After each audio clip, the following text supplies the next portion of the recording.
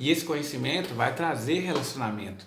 E, ou seja, o processo vai continuar até que você se torne um com o Pai e com o Filho, através do mesmo Espírito.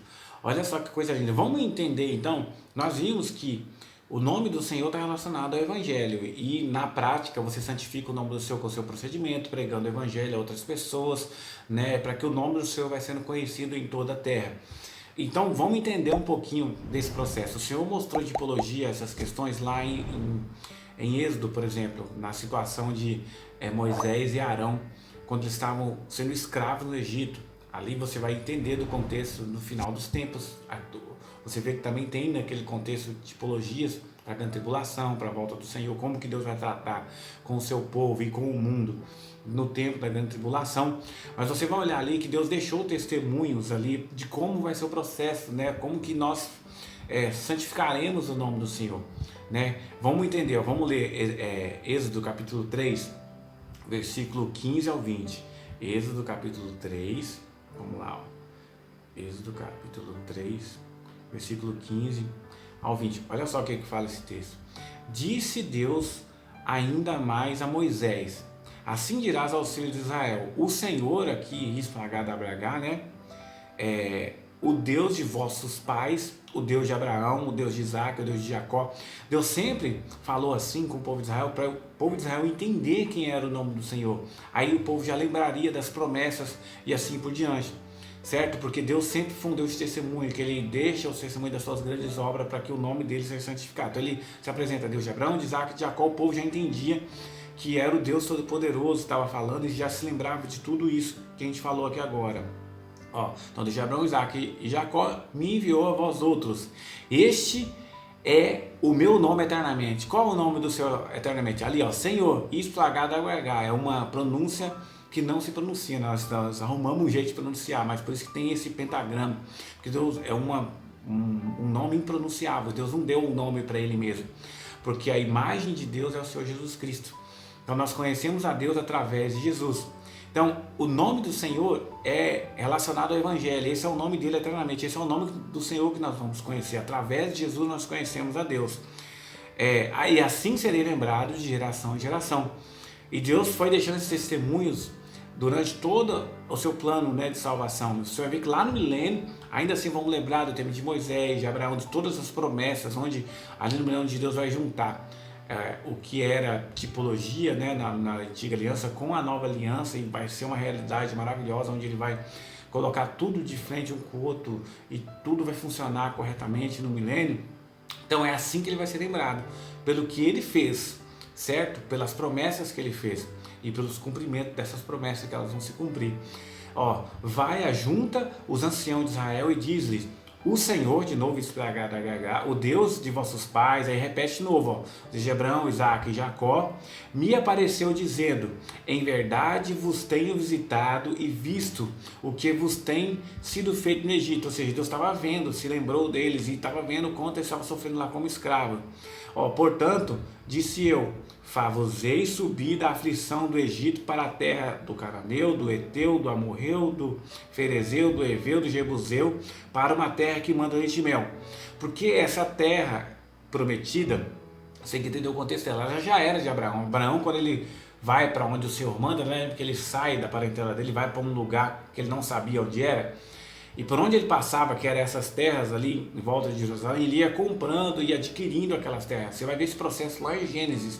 Só que quando passa Abraão, Isaac e Jacó, Jacó, o que acontece? Vai para o Egito no final, né? E aí ele muda daquela terra, vai para o Egito e fica morando lá, e aquilo vai passar 400 anos até que o povo sai de lá de novo.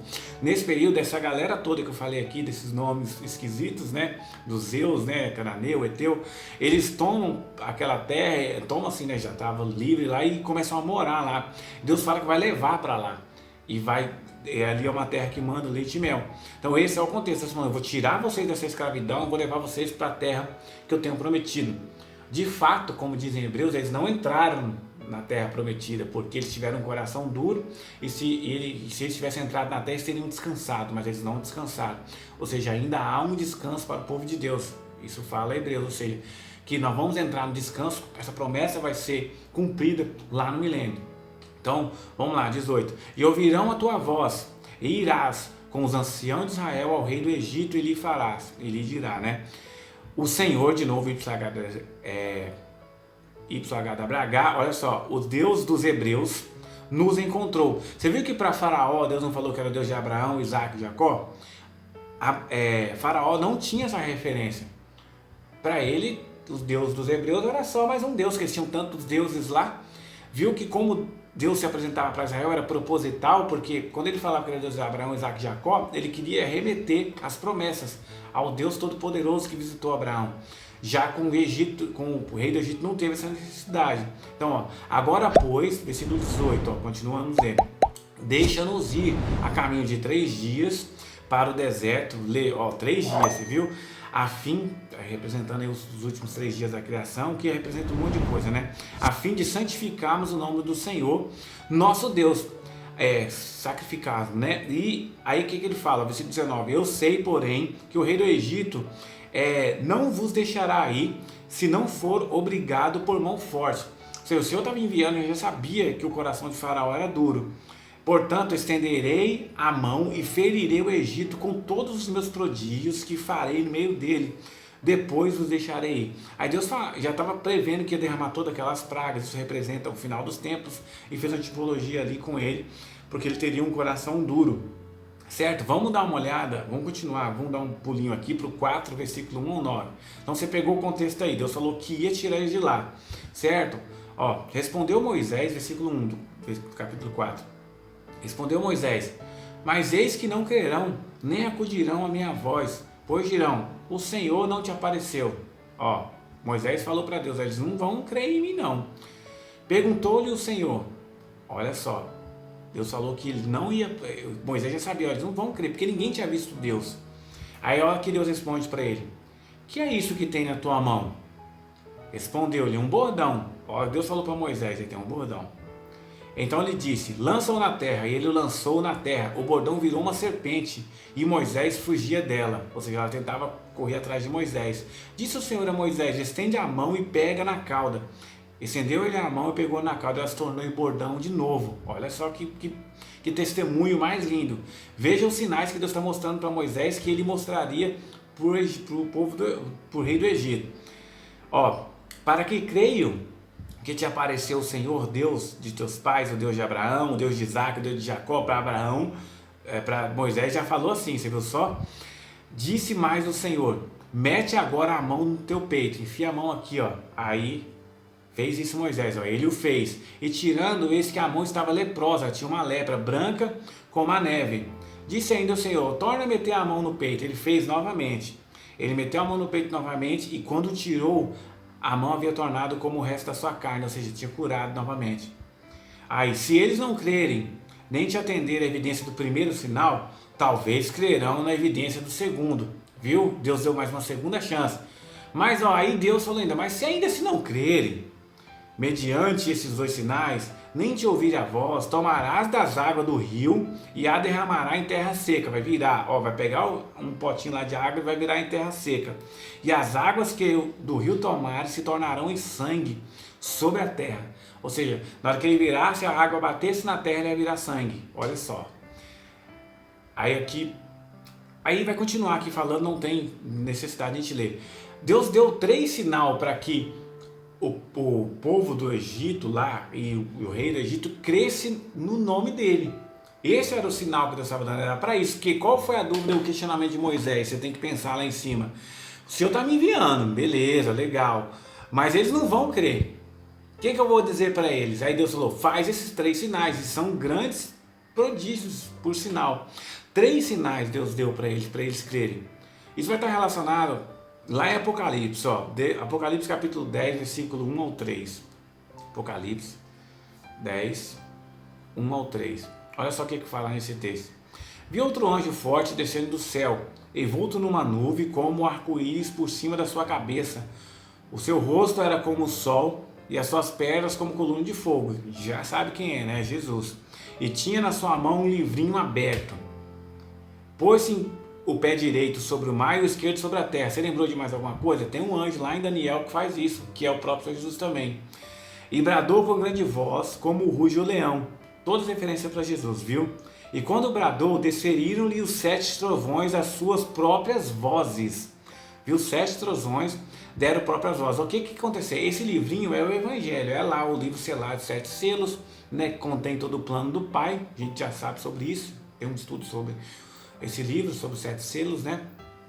E você vai ver que você vai ler aqui na história que esse vinho tem que ser comido. Ou seja, a pregação do Evangelho tem que acontecer, o nome do Senhor tem que ser falado ainda, certo? Vamos ler mais um ponto aqui. Apocalipse capítulo 12, versículo 1 e 2. Ó, 2, 1 e 2. Viu-se um grande sinal do céu, a saber, uma mulher vestida de sol com a lua debaixo dos pés e uma coroa de 12 estrelas na sua cabeça, que achando-se grávida, grita com dores de parto, sofrendo tormentos para dar à luz. Essa mulher é a mulher que representa a nova aliança, é a velha aliança, está tipificado nela. A mulher é Israel que dá à luz a Jesus e assim vai indo, porque Jesus veio de Israel. Então você vê mais esse sinal. Agora olha só, versículo 13 e 16, que vai falar aqui, ó, ao 16. Vamos descer lá. Ó. Quando, pois, o dragão viu-se atirado para a terra, que o dragão, que é o Satanás, vai ser tirado, que ele hoje é a potestade dos ares, né? Tem Satanás e seus anjos estão lá.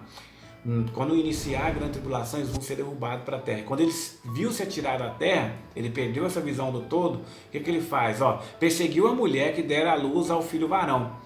Ou seja, perseguiu a Israel, perseguiu o povo do Senhor, que deu à luz ao Senhor Jesus. Certo? E foram dadas à mulher as 2 asas da grande águia. Essas grandes águias estão lá em Ezequiel. Isso representa as 2 casas de Israel. Deu para essa mulher, ou seja, o povo de Deus vai ser levado para o deserto, ó, para que voasse até o deserto, ao seu lugar, ou seja, o lugar que Deus vai levar. Um deserto, sempre eu creio que é um deserto. Algumas vezes eu pensei que seriam vários desertos pelo mundo, mas a Bíblia sempre trata desse assunto no singular. Então eu creio que é um lugar que Deus vai nos levar para tratar conosco, para aquela parte que for para o deserto, né? Que vai ter a parte das testemunhas que vão morrer em nome do Senhor. Então veja bem, ao seu lugar, versículo 14 aí. Aí onde é sustentado durante um tempo, tempos e metade de um tempo, ou seja, 3 anos e meio, fora da vista da serpente. Ou seja, qual que vai ser a vista da serpente na tribulação se ele caiu dos ares, né, da onde ele estava com a visão do todo da terra? Vai ser aí a tecnologia, câmeras, essas coisas. E você sabe que quando você sai do meio, Deus te tira daí, você sai da vista da serpente. Aqui, é isso que está falando aqui, certo? Então a serpente arrojou da sua boca atrás da mulher uma água como um rio, a fim de fazer com que ela fosse arrebatada pelo rio. Queria matar, mas a terra, porém, socorreu a mulher. A terra abriu a boca e engoliu o rio que o dragão tinha arrojado sobre a boca. Vai tentando a história que nós estamos lendo aqui desde o capítulo 3. Prega primeiro, depois põe essa tipologia dessa mulher que representa o povo do Senhor, a antiga, a velha aliança. Depois vem Satanás tentando perseguir, certo? Apocalipse 14, 1. Olha só o que fala aqui. Olhei e eis o Cordeiro em pé sobre o monte Sião, e com ele 144.000, tendo na fronte escrito o seu nome e o nome do seu pai. Depois de todo o processo que você vê aqui, ó, depois que se derrama as 7 taças, as 7 trombetas, os 7 selos são abertos, você vai ver que o processo ocorreu. Houve a pregação do Evangelho, o conhecimento do nome do Senhor, santificação do nome do Senhor através do nosso procedimento. Acontece essa perseguição de Satanás na grande tribulação ao povo do Senhor. Ele tenta perseguir tanto aqueles que vão para o deserto, mas o Senhor guarda para ele mesmo tratar com essas pessoas lá. Terão pessoas inclusive reprovadas no deserto. E ele perseguirá também aqueles que serão como testemunhas para o nome do Senhor. E no final, esses 144.000, eles estão de pé, são os servos do Senhor, glorificados, só que eles têm o que na fronte deles? Escrito o seu nome e o nome de seu pai.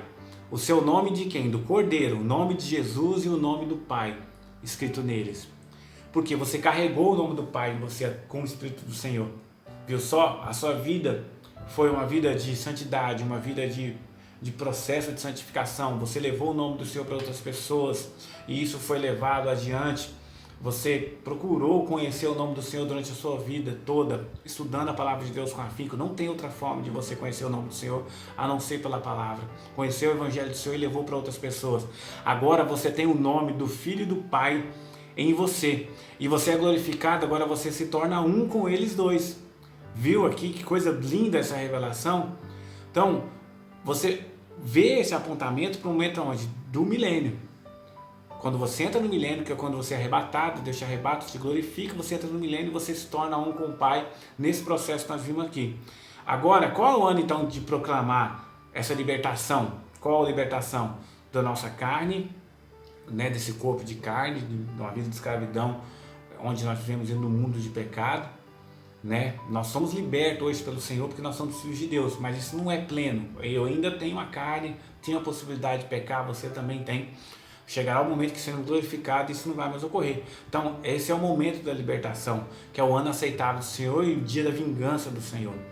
Né? Vamos ler aqui, ó, Levíticos 25, do 1 ao 5, que vai falar do ano do jubileu, que é a representação do milênio, né? Levíticos 25, olha só, do 1 ao 5, olha só o que fala. Depois vamos ler do 8 ao 10 também, ó. Disse o Senhor a Moisés no monte Sinai: fala aos filhos de Israel e diz-lhes: quando entrares na terra que eu vos dou, então a terra guardará um sábado ao Senhor. Ou seja, todo sábado era o dia da terra descansar, eles não trabalhavam, não tinha nenhuma obra servil. 6 anos semearás o teu campo, e os 6 anos podarás a tua vinha e colherás o teu fruto. Porém, no 7º ano haverá um sábado de descanso solene para a terra, um sábado ao Senhor. Não semearás o teu campo, nem podarás a tua vinha. Lembra que eles guardavam o sábado, igual eu falei.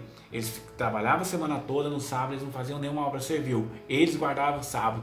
A terra também guardaria o sábado dela, só que o sábado da terra era sábado de ano. Eles poderiam plantar 6 anos, só que o 7º ano eles não plantariam. O Senhor daria uma... E é o que acontece, você vai ver esse processo em Deuteronômio, Levítico, para você entender direitinho, não vou aumentar nesse detalhe, mas em base o que acontecia? No 6º ano, Deus dava uma colheita muito grande para eles, em dobro, que valeria para o outro ano todo, para eles comerem. E eles poderiam pegar também o que a terra desce por conta própria, mas eles não poderiam plantar no 7º ano, ou seja, ela cumpriria o sábado dela também. Agora vamos lá, o versículo 5. O nascer de si mesmo, ou seja, o que nascer dela mesmo, na tua seara, cegarás, e a uva da tua vinha não podada não colherás. Ano de descanso solene será para a terra de descansar no 7º ano. Agora, ó, mas o fruto da terra em descanso vos serão por alimento, aquilo que ela der sozinha, a ti, a teu servo, a tua serva, o teu jornaleiro, o teu estrangeiro, a tua peregrina e assim por diante. Agora olha só, do 8 ao 10. Contarás 7 semanas de anos. Então certo, viu lá, ó? Então a terra, qual era a semana de anos da terra? 6 anos, aí que representava 6 dias, igual o povo fazia. O 7º era a semana da terra, que era quando ela descansava o 7º ano. Então Deus falou, vocês vão contar 7 semanas de anos, 7 vezes 7 anos, de maneira que os dias de 7 semanas de anos te darão 49 anos. Faz 7 vezes 7, 49, certo? Então, no mês 7º, ao 10 do mês, ó, tudo detalhado, farás passar a trombeta vibrante, viu? No dia da expiação, viu? Quando nós teremos nosso pecado expiado, na 7ª trombeta, tocou a trombeta, nós temos o nosso corpo transformado, tira todo o pecado expiado, se cumpre aqueles pontos, né, do final da 70ª semana, e aí nós seremos transformados, ou seja, ó, fareis passar a trombeta por toda a terra, é o que vai acontecer na grande tribulação. Ó, aí o 10, o último versículo: santificareis o ano 50º, o ano 50, e proclamareis liberdade na terra. Viu só? Quando entra o milênio, entra a liberdade na terra, porque Satanás e seus anjos, Satanás está preso, e o anticristo e toda essa galera que aceitou a marca da besta estarão um lago de fogo. Aí entra um ano de justiça, um ano de liberdade na terra, viu? Ó, a todos os seus moradores, todos, ano de jubileu. Aqui a Bíblia traduziu como jubileu, né? A pessoa traduziu, mas aqui é ano de chifre de carneiro. Esse é o que está aqui de verdade. Ó, ano de chifre de carneiro, vos serás, ano de jubileu, vos serás, e tornareis cada um a sua possessão, ou seja, a terra vai se tornar do Senhor e Ele vai distribuir para nós. E cada um a sua família. Viu que aqui representa o milênio. Ou seja, esse é o momento de proclamar a libertação. proclamar, a libertação vai vir. Qual é o ano aceitável do Senhor? Isaías 61, Isaías 63, eu não vou ler aqui, mas você pode ler. Isaías 61 vai falar do ano aceitável do Senhor. Isaías 63 vai falar do dia da vingança do Senhor. Qual é o dia da vingança do Senhor? Quando ele vem, lembra? Ele vem, nos arrebata, leva para os ares, lá ele prepara para a batalha e desce o Senhor Jesus conosco para pisar o lagar, furou a ilha do Cordeiro, né? E está falando ali sobre esse assunto em Isaías 63. Então você vai ver que Deus deixou esses testemunhos. Inclusive ele deixou testemunho nesses acontecimentos de Moisés e Arão que nós lemos lá em Êxodo. E você vai atentar que Moisés e Arão são duas testemunhas, certo? Porque Moisés é uma testemunha e Arão é outra, assim como vai ser no fim. Nós teremos duas testemunhas do Senhor. Nós somos representados essas testemunhas do Senhor. As testemunhas do Senhor, por que duas? Casa de Israel, casa de Judá, que estão pregando a palavra do Senhor, igual foi com Moisés e Arão. E essas asas da grande águia representam essa questão das duas casas de Israel. Vamos ler um texto aqui, ó. Êxodo 19, olha só, Êxodo 19, capítulo 4. Abra aí o Êxodo 19, capítulo 4. Êxodo 19, capítulo 4. Olha só o que fala, versículo 4, desculpa, ó. Tendes vistos o que fiz aos egípcios, como vos levei sobre as asas de águia e vos cheguei a mim? O povo não andou em asa de águia, eles foram caminhando, mas o Senhor já mostrou que, ó, eu vos tirei de lá, vos levei nas asas de águia e trouxe vocês para mim. Outro texto, ó, Deuteronômio 32, 11,